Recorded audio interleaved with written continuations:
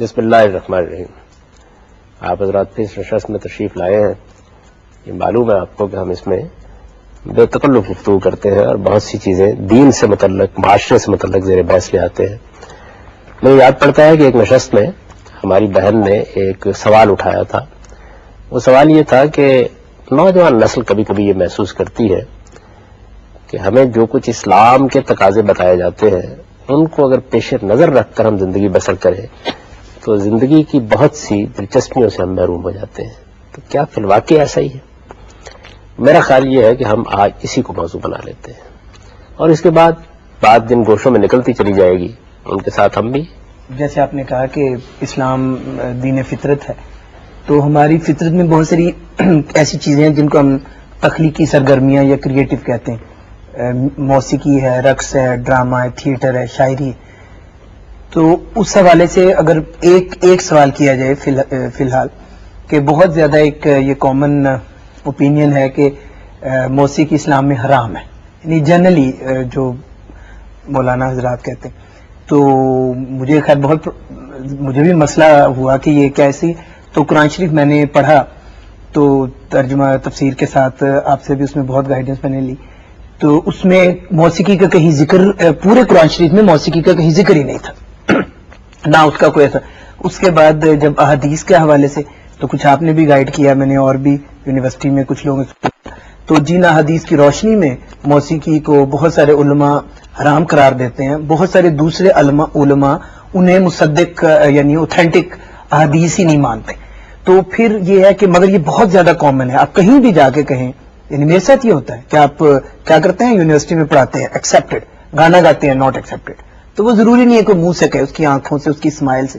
یہ اس سے بہت سارے لوگ ڈسکریج لگتا ہے جرم کر کے آئے. تو پلیز اس کے بارے میں یہ سب کا مسئلہ ہے. ایک میرا اب ایک سیلفش مسئلہ بھی کہہ لیں کہ یہ ذرا خواتین جو شاعری کرتی ہیں ان کو بہت برا سمجھا جاتا ہے. یہ ایک طرح سے ان کی تخلیقی صلاحیتوں کی حوصلہ شکنی ہوتی ہے. تو اس سلسلے میں کچھ روشنی ڈالیے. میں نے جس سوال کا حوالہ دیا تھا اپنی ابتدائی گفتگو میں، اس میں نے ایک آیت کی طرف توجہ دلائی تھی. میں نے عرض کیا تھا کہ قرآن مجید کی سورہ اعراف میں یہ مسئلہ زیر بحث آ گیا ہے اور اللہ تعالیٰ نے وہاں بڑا تفصیلی جواب اس کا دیا ہے. یعنی ظاہر ہے کہ جو مذہبی لوگ عام طور پر ہوتے ہیں تو ان کے بارے میں یہ تاثر پہلے بھی رہا ہے کہ وہ دنیا کی اس طرح کی چیزوں سے اپنے آپ کو الگ کر لیتے ہیں. قرآن مجید نے اس کی شدت کے ساتھ نفی کی. بار بار یہ کہا کہ اللہ تعالیٰ کی بنائی ہوئی فطرت پر زندگی کو گزارو، یعنی زندگی کے تمام معاملات اللہ کی بنائی ہوئی فطرت کے مطابق ہونے چاہیے. چنانچہ اس میں یہ مسئلہ بھی زیر بحث آ گیا کہ جمالیات کا کیا تعلق ہے، فنون لطیفہ کا کیا تعلق ہے. قرآن مجید نے اس کے لیے ایک جامع تعبیر اختیار کر لی، چونکہ موقع ایسا تھا کہ بعض لوگوں نے یہ خیال کیا کہ ان کو اللہ کی عبادت کے لیے جب اللہ کے گھر میں جانا چاہیے تو لباس نہیں پہننا چاہیے. تو زینت کا لفظ اختیار کیا. زینت کا لفظ ان چیزوں کے لیے قرآن مجید میں استعمال کیا جاتا ہے عربی زبان میں، قدیم عربی زبان میں، جن سے آپ ایک طرح کا تجمل حاصل کرتے ہیں. جیسے مثال کے طور پر خواتین زیورات پہن لیتی ہیں، بناؤ سنگار کر لیتی ہیں، رہن سہن میں بھی ایک زینت آپ پیدا کر لیتے ہیں. آپ بہت اچھا فرنیچر اپنے گھر میں رکھتے ہیں اور اس طرح کی چیزیں رکھتے ہیں. اسی طرح کی اور بہت سی چیزیں جو زینت کی چیزیں ہو سکتی ہیں. تو مذہبی تاثر عام طور پر لوگوں کا یہ ہوتا ہے کہ اس طرح کی چیزیں تو دین میں ممنوع ہے. آدمی کو ایک ایسی زندگی بسر کرنی چاہیے ایسی کوئی چیز نہ ہو. میں نے ایک بار تو پہلے بھی حوالہ دیا تھا کہ ایک موقع پر خود رسالت مآب صلی اللہ علیہ وسلم سے ایک آدمی نے سوال کر دیا. حضور نے بھی اس کا جواب دیا. اس نے یہ کہا کہ میرا جی چاہتا ہے میرے کپڑے اچھے ہوں، میرا جی چاہتا ہے میرا جوتا اچھا ہو، تو یہ کوئی ممنوع چیز ہے؟ تو آپ نے فرمایا کہ ان اللہ جمیل و یحب الجمال، اللہ خود بھی بہت خوبصورت ہیں اور وہ جمال کو پسند کرتے ہیں. یعنی جواب آپ نے یہ دیا. اور اس کے بعد اس شخص نے مزید یہ سوال کیا کہ پھر تکبر کیا چیز ہے؟ یعنی آدمی متکبر ہو جاتا ہے نا بعض اوقات، اچھی چیزیں اس کے گرد و پیش میں ہوتی ہیں. تو آپ نے فرمایا تکبر اچھی چیزیں استعمال کرنے کا نام نہیں ہے. تکبر یہ ہے کہ بطر الحق و غمت الناس، یعنی آپ کسی حق کے مقابلے میں اکڑ جائیں اور لوگوں کو حقیر سمجھیں. تکبر یہ اللہ تعالیٰ کی کتنی بڑی نعمت ہے گفتگو. اس کا بھی قرآن مجید نے بیان کیا نا کہ اللہ تعالیٰ نے انسان کو بنایا، خلق الانسان علمہ البیان، اور اس کو نطق اور بیان کی صلاحیت دی. بڑی نعمت ہے خدا کی. آپ اس کو بھی غلط طریقے سے استعمال کر سکتے ہیں. یہی زبان ہے جس سے بہت اچھی باتیں بھی آپ لوگوں کو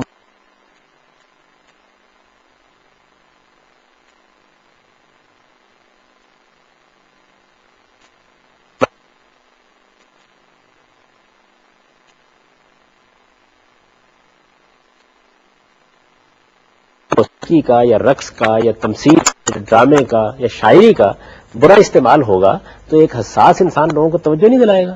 میں نے آپ سے عرض کیا تھا ایک نشست میں کہ حالی خود شاعر ہیں لیکن یہ کہتے ہیں کہ گناہ گار وہاں چھوٹ جائیں گے سارے جہنم کو بھر دیں گے شاعر ہیں. کہتے ہیں نہیں بات کیوں کہتے ہیں؟ اس لیے کہ شاعروں کے جو کرتوت تھے وہ ان کے سامنے تھے. اچھا قرآن میں شاعری تو زیر بحث آ گئی اور آپ دیکھیں کہ قرآن مجید نے اس موقع پر یہ کہا کہ پیغمبر شاعری نہیں کیا کرتے. شاعروں کے اطوار اور ان کے کردار یہ ہوتے ہیں ہاں البتہ جو سچے اہل ایمان ہیں اور جو اس موقع کے اوپر شاعری کرتے ہیں جب ان کے خلاف کوئی غلط اقدام کیا جاتا ہے وہ اس سے مستثنا ہے. تو یہ صاف بتا دیا کہ شاعری اچھی بھی ہوتی ہے شاعری بری بھی ہوتی ہے, موسیقی اچھی بھی ہوتی ہے موسیقی بری بھی ہوتی ہے. اسی طرح کا باقی معاملات ہیں. امام غزالی نے احیاء العلوم میں بہت عمدہ طریقے سے یہ ساری بات بیان کی اور اس کے بعد یہ کہا کہ وہ لوگ جو اس کو ممنوع قرار دیتے ہیں ان کے پاس کوئی دلیل نہیں ہے. وہ در حقیقت بعض ایسی روایات سے استدلال کرتے ہیں جن کا مطلب سمجھنے میں ان کو غلطی لگی ہے. کوئی نص اس کے خلاف موجود نہیں. تصویریں صرف وہ ممنوع ہیں جو مشرکانہ ہیں. موسیقی میں اس وقت گفتگو کی جائے گی جب اس کا برا استعمال ہوگا. ابھی آپ بات کر رہے تھے کہ حسن جو ہے خوبصورتی جو ہے زینت کی جو چیزیں ہیں وہ انسان کی ضرورت ہے وہ اس میں حزم محسوس کرتا ہے. اسی طرح سے مورتیوں سے لے کے زندہ مورت جو ہوتی ہے یعنی کسی انسان سے متاثر ہو جانا پسندیدگی یا محبت جو ہے تو آپ کہتے ہیں کہ اسلامی طرز زندگی جو ہے وہ عام زندگی سے متصادم نہیں ہے تو اس میں ہر دفعہ نکاح کی صورت تو موجود نہیں ہوتی تو کیا یہ نامناسب ہے غلط ہے حرام ہے؟ دیکھیے بات یہ ہے کہ اللہ تعالیٰ نے جو چیز ممنوع قرار دی ہے وہ بدکاری ہے اور اس کو بڑی وضاحت کے ساتھ قرآن مجید میں بیان کر دی ہے. ہمارے دین میں بدکاری صرف گناہ ہی نہیں ہے ایک بڑا جرم ہے اور یہ بات بھی قرآن نے بیان کر دی ہے کہ بدکاری کو اگر آپ جائز قرار دے دیتے ہیں تو اس کا مطلب یہ ہے کہ پھر تمدن کی بنیادیں ڈھا دی جائیں گی. خاندان نہیں بن سکتے, رشتے نہیں قائم ہو سکتے, پھر وہ تقدس ختم ہو جاتا ہے جس پر خاندان کے ادارے کو قائم کیا گیا ہے. یہ انسان کا خودکشی کر لینا ہے تو یہ ممنوع ہے. اس ممانعت کے معاملے میں لوگوں کو حساس بھی بنانا ہے, متنبہ بھی رکھنا ہے, خبردار بھی رکھنا ہے, ہوشیار بھی رکھنا ہے. اس کے لیے ایک طریقہ اختیار کیا جاتا ہے سد ذریعہ کا. یہ میں اس لفظ کو آپ کو وضاحت سے بتا دوں. عام طور پر ہمارے فقہاء اسے استعمال کرتے ہیں اور اس کو نہ سمجھنے کی وجہ سے بڑے سوالات پیدا ہو جاتے ہیں. سد ذریعہ کا مطلب یہ ہے کہ آپ یہ جانتے ہیں کہ سامنے ایک کھائی ہے تو آپ اپنے بچے سے کہتے ہیں کہ دیکھو رات کے وقت نہ نکلنا, امکان ہے اس بات کا کھائی میں گر جاؤ گے. اس طرح بدکاری کو ممنوع قرار دے دیا گیا ہے. تو پھر ہم کچھ چیزوں کے بارے میں اپنے بچوں کو بڑوں کو کچھ نصیحت کرتے ہیں کہ دیکھو یہ معاملات نہ کرنا ورنہ معاملہ وہاں پہنچ جائے گا. یعنی جس کھائی سے تم کو بچ کے رہنا ہے ایسا نہ ہو اس میں گر جاؤ. اس کو کہتے ہیں سد ذریعہ, یعنی ایسی چیزوں کو روکنا جو کسی جرم کا ذریعہ بن سکتی ہیں. تو یہ جتنی اس طرح کی ہدایات دی جاتی ہیں مثال کے طور پر کہ لڑکے لڑکیاں تنہائی میں اکٹھے نہ بیٹھیں, یا یہ کہ خواتین اگر سفر پہ جائیں تو کوئی ان کے ساتھ محرم عزیز ہونا چاہیے, یہ جتنی ہدایات ہیں یہ اصل میں سد ذریعہ کی ہدایات ہیں. اور یہ ہر اچھا معاشرہ اپنے بچوں کو بھی کہتا ہے, اپنے بڑوں کو بھی کہتا ہے, لڑکوں کو بھی کہتا ہے, لڑکیوں کو بھی کہتا ہے. یہ اصل ممانعت کی چیزیں نہیں ہوتی بلکہ آپ کو متربع کیا جاتا ہے کہ آپ باہر نکل رہے ہیں, سردی بہت ہے, کوٹ پہن لیں, نمونیا کا اندیشہ ہے. اچھا اگر فرض کر لیجیے آپ کوٹ پہنے بغیر نکل گئے ہیں کسی جگہ اور نمونیا نہیں ہوا تو اللہ کا شکر کریں, لیکن اگر ہو گیا ہے تو پھر بہرحال بڑوں کی اس نصیحت کے اوپر ایک دفعہ کان دھر کے دیکھ لینا چاہیے کہ امکان ہے کہیں اس طرف نہ نکل جائے. اس بات کو اگر آپ سمجھ لیں نا تو بہت سی چیزیں آپ کی سمجھ میں آ جائیں گی. جی اسلامک پوائنٹ آف ویو سے یہ پوچھنا چاہتا ہوں کہ شادی بیاہ کے موقع پہ یہ جو کھانا دیا جاتا ہے مہمانوں کو ان کی خاطر و مدارت کے لیے, کیا یہ جائز نہیں ہے؟ اسلام کا اصول یہ ہے کہ اللہ تعالیٰ نے کچھ چیزوں سے روک دیا ہے ہمیں. جن چیزوں سے روک دیا ہے ہر مسلمان کو روکنا چاہیے. جیسے ابھی زیر بحث تھا کہ بدکاری سے اللہ نے روک دیا ہے تو آدمی کو 10 قدم اس سے دور رہنا چاہیے. اسی طریقے سے اور بہت سی غلطی کی چیزیں ہیں جن سے اللہ تعالیٰ نے روکا ہے ہمیں, تو ہر انسان کو ان کے بارے میں متربع رہنا چاہیے. باقی سب کچھ جائز ہے, یعنی جن چیزوں سے اللہ نے نہیں روکا وہ سب چیزیں جائز ہیں. ہماری اسلامی فقہ کی اصطلاح میں اس کو کہتے ہیں کہ باقی سب چیزیں مباح ہیں. اس کا مطلب بھی یہ کہ جائز ہے. اب مثال کے طور پر آپ دیکھیے کہ سڑک پر آپ جدھر چاہے چلیں یہ جائز ہے, لیکن جائز چیزیں ہی ہوتی ہیں جن میں اسٹیٹ قانون سازی کرتی ہے. یعنی جو چیزیں اللہ نے ناجائز قرار دے دی ہیں ان کے لیے تو قانون سازی کی ضرورت نہیں رہی, اللہ نے ناجائز قرار دے دی. جائز چیزوں میں بعض اوقات کوئی مفسدہ پیدا ہو جاتا ہے, کوئی خرابی پیدا ہو جاتی ہے. خود آپ نے بہت سی مثالیں دے دی. جہیز بھی بچی کو دے دینا کوئی ناجائز چیز نہیں ہے. میں اپنی بچی کو اپنے گھر سے رخصت کر رہا ہوں تو میں نے کچھ تحفے طائف اس کو دے دیے, کوئی ناجائز چیز نہیں. لیکن ہمارے معاشرے میں یہ ایک ایسی لعنت بن گئی کہ بچیوں کو گھروں سے اٹھانا بہت مشکل ہو گیا. اس وقت بھی آپ دیکھیں اعداد و شمار پڑھنے کے بعد آدمی کا دل دہل جاتا ہے کہ کئی لاکھ بچیاں اس وقت شادی کی عمر سے گزر چکی ہیں اور ان کے والدین ان کے لیے جہیز کا کوئی بندوبست نہیں کر پا رہے. اسی طریقے سے اور بہت سی ایسی رسوم ہیں جن کا آپ نے بھی ذکر کیا جو جائز تھیں, اگر وہ حد میں رہیں تو بالکل جائز تھیں. تو نوعیت مسئلہ یہ ہے کہ جائز چیزیں جتنی ہیں انہی میں اسٹیٹ قانون سازی کرتی ہے, معاشرہ بھی قانون سازی کرتا ہے. اس قانون سازی میں یہ دیکھا جاتا ہے کہ اس سے کوئی خرابی تو نہیں پیدا ہو رہی. اب کھانے کے معاملے کو بھی ایسے ہی دیکھنا چاہیے. ہمارے حکمرانوں نے ایک موقع پر یہ محسوس کیا کہ غریبوں کے لیے اپنی بچیوں گھروں سے اٹھانے میں مشکل ہو رہی ہے, تو چلیے باقی چیزوں پر پابندی لگانے میں تو بہت دقت ہوتی ہے, اس لیے کہ لوگ جہیز تو اندر خانے بھی دے دیتے ہیں, چوری چھپے بھی دے دیتے ہیں, تو ہم اس طرح سے کوئی لوگوں کے لیے آسانی پیدا کریں. نیت بری نہیں تھی. آپ کہہ سکتے ہیں کہ قانون بنانے میں انہوں نے حکمت کا لحاظ نہیں رکھا, لیکن نیت بری نہیں تھی. یعنی قانون بنایا اسی مقصد کے لیے گیا. سپریم کورٹ نے کچھ نہیں کیا, ہماری پارلیمنٹ یہ قانون بنا چکی تھی. پارلیمنٹ کے بنے ہوئے قانون کے بالکل خلاف صوبائی اسمبلی نے ایک قانون سازی کر دی. تو سپریم کورٹ نے صرف یہ فیصلہ دیا تھا کہ جب پارلیمنٹ کوئی قانون سازی کر دے تو صوبائی اسمبلی اسی موضوع پر پھر قانون سازی نہیں کر سکتی. چنانچہ پرانا قانون بحال ہو گیا. اب اگر فرض کر لیجئے کہ معاشرے کو یہ احساس ہوا ہے کہ یہ قانون غیر حکیمانہ تھا یا قابل عمل نہیں تھا یا اس میں خرابی پیدا ہوتی ہے یا انتہا پسندانہ تھا, اور یقیناً اس میں کچھ مسائل پیدا ہو جاتے تھے. بعض لوگ دور سے آئے ہوئے ہوتے تھے, بعض موقعوں کے بچوں کے ساتھ عورتیں آئی ہوئی ہیں, رات کے وقت تقریب ہو رہی ہے, اب کھانا کھا کے گھر سے جائیں کیا کریں. تو یہ سارے مسائل آپ نے بالکل درست نشاندہی فرمائی, یہ سامنے آ گئے تھے. اس کا طریقہ کیا تھا؟ اس کا طریقہ یہ تھا کہ دوبارہ پارلیمنٹ اس میں قانون سازی کر دیتی. لیکن اصول میں یہ سمجھ لیجئے کہ تمام جائز چیزیں ہوتی ہیں جن میں کوئی خرابی پیدا ہوتی ہے تبھی قانون بنایا جاتا ہے. قانون غلط بھی بنا لیا جاتا ہے بعض اوقات. اب میں نے آپ سے عرض کیا کہ آپ جس طرف چاہیں, پرانے زمانے میں کوئی مسئلہ نہیں ہوتا تھا, آپ کے پاس بھی ایک گڑھ ہے, اس پر آپ سوار ہیں, الیکس لیک بھی کر لیا, آپ دائیں سے گزر گئے, آپ بائیں سے گزر گئے. لیکن اب جب ٹریفک کے مسائل پیدا ہو گئے تو بڑی جائز چیزوں کو ناجائز قرار دینا پڑا. کہ کئی ایسے قوانین ہیں جن کو ہمارے معاشرے میں بنا دیا گیا ہے جن کی غلطیاں واضح ہو گئی ہیں. پارلیمنٹ کو اس میں قانون سازی کر کے ان کی اصلاح کر دینی چاہیے, اس لیے کہ جن معاملات میں انسان قانون سازی کرتا ہے اس میں غلطی ہو سکتی ہے. اسی وجہ سے اللہ تعالیٰ نے اپنی شریعت میں جو قانون ہمیں دیا وہ نہایت مختصر ہے, اور وہ اتنا ہی ہے. میں ہمیشہ لوگوں سے کہتا ہوں کہ آپ پورے شریعت کے قانون کو زیر بحث لے آئیں, میں ایک ایک چیز کا جائزہ لے کے آپ کو بتا دوں گا کہ اللہ نے صرف ان معاملات میں قانون سازی کی ہے جن میں انسان کے پاس قانون سازی کرنے کے لیے کوئی بنیاد موجود نہیں. یعنی کوئی بنیاد نہیں تھی جس پر وہ قانون سازی کر سکتا, تو اللہ نے قانون بنا دیا اور بہت مختصر اور بہت محدود, باقی آپ پر چھوڑ دیا ہے. آپ قانون بنائیے, جائز معاملات ہی میں قانون بنایا جاتا ہے.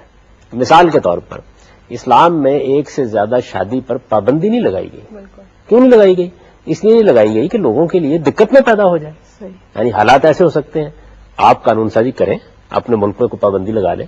جس طرح آپ نے کھانے پر پابندی لگائی, غلطی واضح ہو گئی, اس کی غلطی واضح ہو جائے گی, کل پابندی اٹھا دیں گے. اللہ تعالیٰ پابندی لگا دیتے تو قیامت تک کے لیے لگ جاتی. تو اس وجہ سے بہت سے لوگ جب سوال کرتے ہیں کہ اسلام میں 4 شادیوں کی اجازت ہے, تو میں ہمیشہ یہ کہتا ہوں کہ یہ بات آپ ایسے کرتے ہیں کہ گویا اسلام سے پہلے یہ ممنوع تھا, اسلام نے اجازت دے دی. اسلام سے پہلے بھی لوگ ایک سے زیادہ شادیاں کرتے تھے, تو اللہ تعالیٰ نے بھی پابندی نہیں لگائی. کچھ چیزوں پر توجہ دلا دی, کچھ حدود قائم کر دیے, لیکن باقی معاملات میں ہم پر چھوڑ دیا. اس کا یہ مطلب نہیں کہ ہم قانون سازی نہیں کر سکتے, کر سکتے ہیں.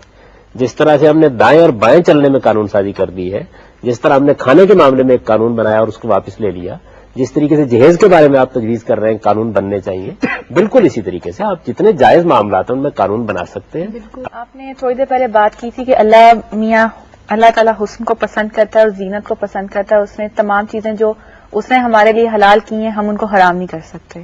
تو میرا سوال یہ کہ جب اللہ تعالیٰ نے ہر انسان کو کچھ مواقع فراہم کیے کہ وہ ہر چیز اپنے مطابق اپنے ماحول کے مطابق ان چیزوں کو خریدتا ہے, ان چیزوں کا استعمال کرتا ہے.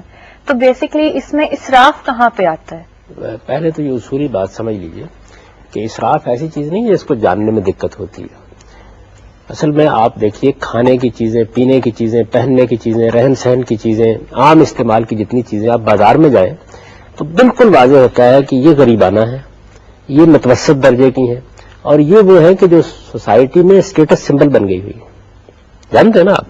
تو اصل میں اللہ تعالیٰ نے ہم کو یہ توجہ دلائی کہ آپ اپنی ضرورت کی چیزیں لیں, اور جمالیاتی احساس بھی انسان کی ضرورت ہے, اس کا لحاظ کر کے بھی چیزیں لیں. صحیح, اس میں کوئی حرج کی بات نہیں, لیکن ایسی چیزیں نہ لیں جو دوسروں کو کسی وہم میں مبتلا کرنے والی ہوں, دوسروں کو کسی کمپلیکس میں مبتلا کرنے والی ہوں, دوسروں کو احساس بہتری میں مبتلا کرنے والی ہوں, جو دوسروں پر برتری جمانے کا احساس دوسروں تک منتقل کرتی ہوں. ایسی چیزوں کو لینے سے آپ استعمال کریں. اس کو لباس شہرت کہا حدیث میں, یعنی ایسی چیزیں جو معاشرے میں دوسروں پر برتری ظاہر کرنے کا ذریعہ بن جاتی ہیں, ان سے آدمی اجتناب کرے. ایک متوسط اور معتدل, اور یہ متوسط اور معتدل حالات کے لحاظ سے بھی ہوتا ہے, افراد کے لحاظ سے بھی ہوتا ہے. اس کی وجہ یہ ہے کہ ایک زمانے میں ایک چیز ایسی ہو سکتی ہے کہ جو بالکل عام ہو لوگوں کے لیے, ایک دوسری جگہ پر یا کسی دوسرے زمانے میں وہی چیز لوگوں کے لیے بڑی غیر معمولی اہمیت کی حامل ہو سکتی ہے. کتنی چیزیں ہیں جو اب ہمارے غریب سے غریب گھرانے میں بھی موجود ہیں, اور کتنی چیزیں ہیں کہ جو آج سے کچھ دیر پہلے عمرا کے لیے بھی خریدنا ممکن تھی. تو اس میں تبدیلیاں بھی آتی رہتی ہیں. اصل میں اس میں جو حضور نے اصول بتایا وہ یہ تھا کہ ایسے موقعوں پر استفتِ قلبک, اپنے دل سے فتویٰ پوچھ لینا چاہیے, اور وہ بہت صحیح فتویٰ دیتا ہے. وہ بتا دیتا ہے کہ آپ کب اسراف کر رہے ہیں اور کب اپنی ضرورت پوری کر رہے ہیں. اس نشست کا وقت بھی اب ختم ہوا, اور میرا خیال یہ ہے کہ اس موضوع کے بعد ایسے اطراف ہیں ابھی جن پر مزید کسی نشست میں گفتگو کرنی چاہیے, لیکن وقت کی تحدید کا تقاضا ہے کہ اس کو ختم کر دیا جائے. وآخر دعوانا الحمدللہ رب العالمین.